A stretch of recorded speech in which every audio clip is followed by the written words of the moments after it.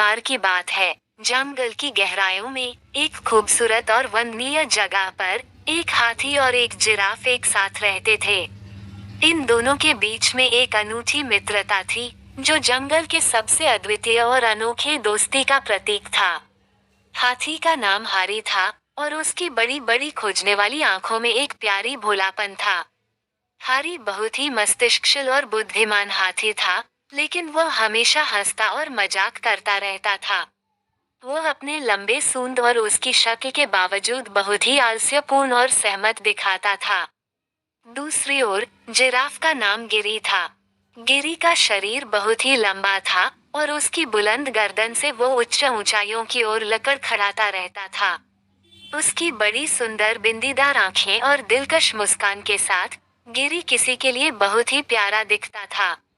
हारी और गिरी दोनों के पास अपनी अपनी क्षमताएं थीं और वे एक दूसरे के साथ अपनी क्षमताओं को संपूर्ण करते थे। हारी की शक्तिशाली ट्रंक की मदद से वो ऊंचाइयों से बहुत कुछ छू सकता था, जबकि गिरी की लंबी गर्दन से वह सुबह की पहली किरणों तक के फूल खा सकता था। ये दोनों दोस्त हमेशा एक साथ समय बिताते थे। वे संगीत के साथ बैठकर गाते, खेलते और जंगल की खोज में बराबरी करते थे।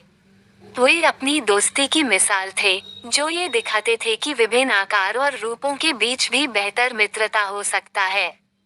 एक दिन हारी और गिरी ने एक अद्भुत चुनौती का सामना किया।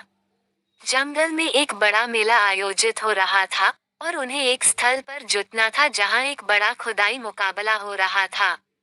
ये मुकाबला बहुत ही महत्वपूर्ण था और उसका विजेता जंगल के राजा के द्वारका जाने का अवसर पाएगा। हारी और गिरी ने इस मुकाबले के बारे में सुना और उनमें से हर एक ने चुनौती स्वीकार की।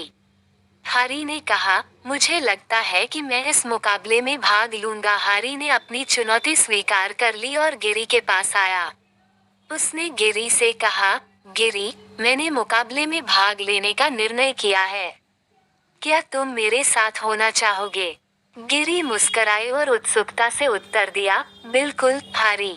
मैं भी मुकाबले में भाग लेने के लिए तैयार हूँ। हम मिलकर इसे जीत सकते हैं। दोनों दोस्त ने मुकाबले की तैयारी शुरू की। हारी ने अपने शक्तिशाली ट्रंक का उपयोग करके एक खुदाई में मदद की, जबकि गिरी ने अपनी लंबी गर्दन का उपयोग करके ऊंचाइयों से वस्तुओं को छूने का प्रशिक्षण दिया। वे दोनों एक दूसरे के साथ साथ काम करते थे और उनका मिलकर काम करना उनके लिए बहुत ही मजेदार था। मुकाबले का दिन आया और जंगल के सभी जानवर खुदाई स्थल पर इकट्ठा हो गए। वहां जंगल के राजा भी अपने दरबार के साथ मौजूद थे और मुकाबले का आयोजन उन्होंने किया था। मुकाबले का पहला दिन आया और हारी और गिरी ने अपनी क्षमताओं का प्रदर्शन किया। हारी ने अपनी शक्तिशाली ट्रंक का उपयोग करके भूमि को छूने का प्रदर्शन किया, जबकि गिरी ने अपनी लंबी गर्दन का उपयोग करके ऊंचाइयों से वस्तुओं को छूने का प्रदर्शन किया।